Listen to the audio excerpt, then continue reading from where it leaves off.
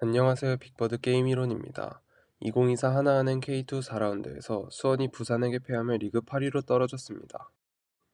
이날 경기에서 염기훈 감독이 준비한 전술은 무엇이며 부산이 낮은 볼 점유율로도 수원을 잡을 수 있었던 이유가 무엇인지 알아보겠습니다. 이날 수원은 앞선 3차례의 리그 경기와 마찬가지로 왼쪽 풀백 장석환을 높게 올리고 전진우가 좁게 들어서는 3-2-5 대형을 만듭니다. 이에 맞서 부산은 미드필더 이동수나 임민혁 중 한 명을 센터백 라인으로 내려 5-3-2 수비 대형을 만들었는데 이 덕분에 부산은 수원의 공격 숫자와 동등한 인원을 후방에 배치할 수 있었죠. 이러한 부산의 수비 대형을 무너뜨리기 위해 수원은 지난 춘천전에서처럼 김현을 이용한 3자 패스를 자주 시도합니다. 우측 스토퍼 이시영이 볼을 잡을 때 김현이 부산 미드필더 사이 간격으로 내려와 볼을 받고 달려나가는 퉁가라에게 원터치로 볼을 연결합니다. 이번에는 좌측 스토퍼 한호강이 볼을 잡을 때 김현은 부산 미드필더진의 간격이 벌어진 걸 확인하자마자 순식간에 볼을 받으러 내려오고 다시 원터치로 카즈키에게 연결해줍니다. 또 이종성이 볼을 잡을 때 투미들인 임민혁과 이동수 사이로 김현이 다시 내려오고 전진우에게 원터치로 연결해주는 모습입니다. 좌측 스토퍼 한호강이 볼을 잡은 상황인데요. 이번에는 전진우가 김현의 역할을 수행합니다. 순간적으로 내려와 카즈키에게 볼을 건네주는 것이죠. 덕분에 카즈키가 공격 방향을 바라보며 볼을 받고 수원의 위협적인 공격이 이어집니다. 방금 상황에서 한우광이 볼을 잡을 때 카즈키의 손짓이 전진우를 향한 것을 보면 수원 선수들에게 이러한 패턴 플레이가 잘 각인되어 있다고 볼 수 있겠죠. 이는 올 시즌 염기훈호가 보여주고 있는 가장 큰 장점입니다. 전반 내내 수원의 3자 패스에 고전하던 부산은 후반전이 되자 이에 대응하는 모습을 보여줍니다. 수원 센터백 조윤성이 볼을 잡을 때 김현이 이번에도 볼을 받으러 내려오는데 부산 센터백 김희승이 이번에는 보다 적극적으로 김현을 압박하고 왼쪽에 전진우를 마크하던 임민혁 역시 김현의 움직임을 부착하자 곧바로 김현에게 달려듭니다. 김희승은 카즈키를 향하는 패스를 방해하고 이동수는 퉁가라를 마크하고 김현 쪽으로 달려든 임민혁까지 가세하며 부산이 볼을 뺏어냅니다. 이는 경험이 많은 박진석 감독의 대응력이 빛을 발한 순간이자 수원의 공격이 답답해지기 시작한 시점이었습니다. 놀랍게도 이 장면 이후 수원은 경기가 끝날 때까지 단 한 차례도 전반에 보여줬던 3자 패스를 활용하지 못했고 플랜 A가 사라진 수원의 공격은 힘을 잃었습니다. 지금부터는 3자 패스 이외의 상황에서 수원의 공격이 답답했던 이유를 살펴보겠습니다. 수원은 이날 공간을 활용하려는 움직임이 많이 부족했습니다. 이 장면에서 좌측면의 빈 공간으로 장석환이 내려온다면 부산의 라이트백 김도현이 끌려 나올 것이고 이로 인해 생긴 빈 공간을 김현이나 침투에 능한 전진우가 활용할 수 있었겠지만 장석환은 그대로 높은 자리에 머무르는 모습입니다. 이번에는 전진우와 위치를 바꾼 이종성이 순간적으로 침투하며 공간을 만들어내지만 이로 인해 발생한 공간을 김현이 활용하지 않는 모습입니다. 이러한 문제는 하프스페이스 활용에서 더욱 두드러집니다. 김현이 부산 센터백 이한도를 끌고 오지만 텅 빈 하프스페이스를 아무도 활용하지 않습니다. 이번에는 카즈키가 하프스페이스로 침투하지만 김현의 머리를 향한 단순한 크로스가 이어집니다. 또 손석영이 볼을 잡을 때 유재호가 하프스페이스로 침투하자 임민혁이 이를 따라가고 이로 인해 전진우에게 빈 공간이 열리지만 손석영은 이를 활용하지 않고 크로스를 올립니다. 이날 부산의 수비수 4명은 역습에 초점을 맞춘 탓에 수비 가담이 많이 부족했고 미드필더 임민혁과 이동수에게 대부분의 수비 가담을 맡겼기 때문에 수원이 공간 활용만 잘했어도 쉽게 뚫을 수 있는 구조였습니다. 예를 들어 측면에서 장석환이 볼을 잡을 때 전진우가 하프스페이스로 침투하며 이동수를 끌고 옵니다. 이때 원래 이동수가 있던 공간을 카즈키나 이종성이 활용할 수 있게 되는 것이죠.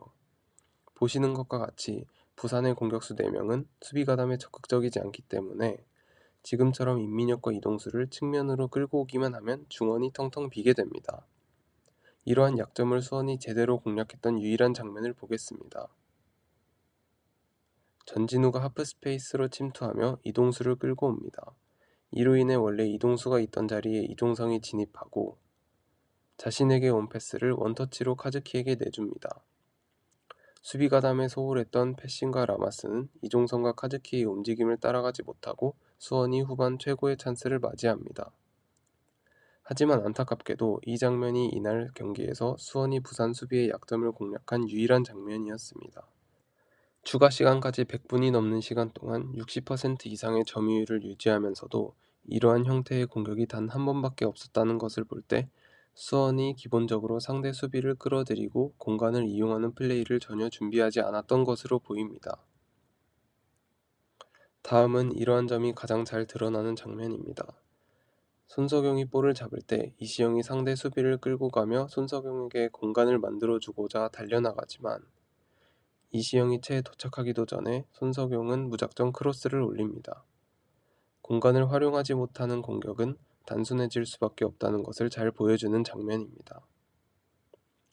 그나마 이날 경기에서 수원에게 희망적이었던 부분은 우측 스토퍼 이시영의 활약입니다.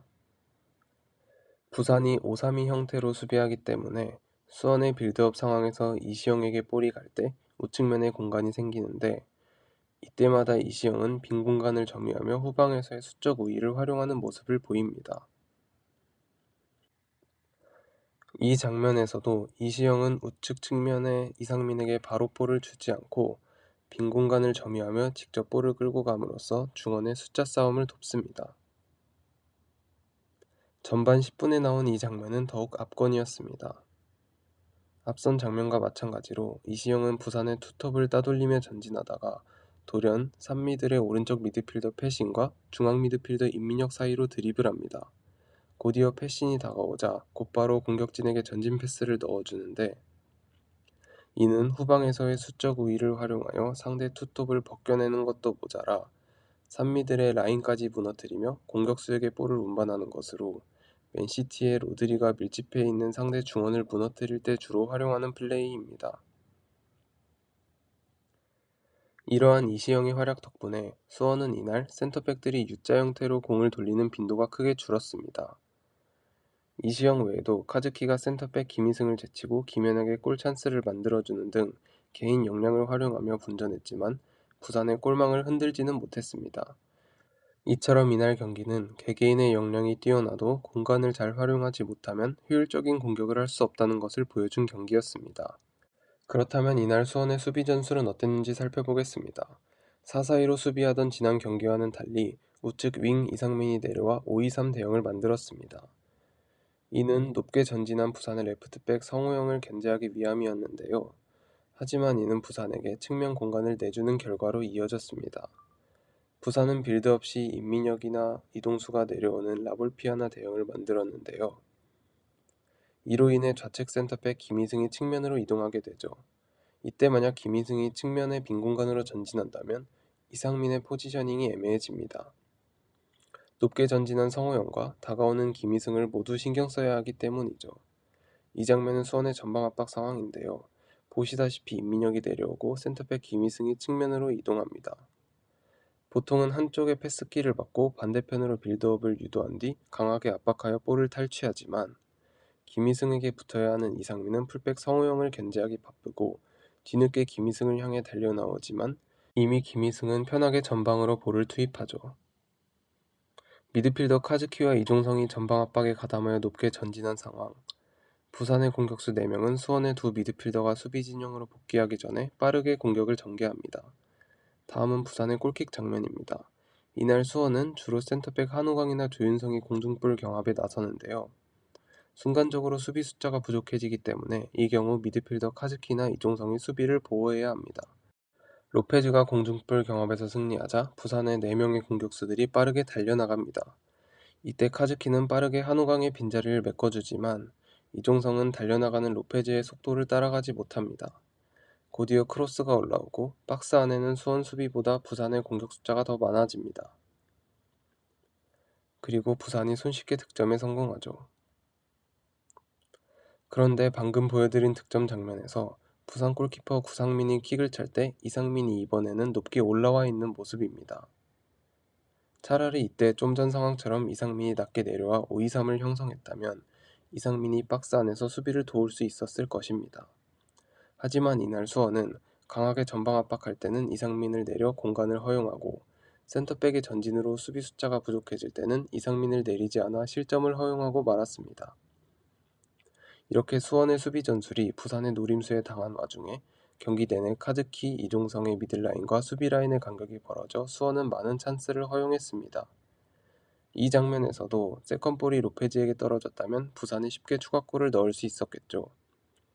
부산은 이러한 점을 이용해 경기 내내 로페즈에게 롱볼을 투입한 뒤 패싱과 라마스가 카즈키, 이종성보다 빠르게 달려나가며 수차례 위협적인 장면을 만들었습니다. 이러한 문제는 후반 이종성 대신 유재우가 투입되고 나서야 개선되었습니다.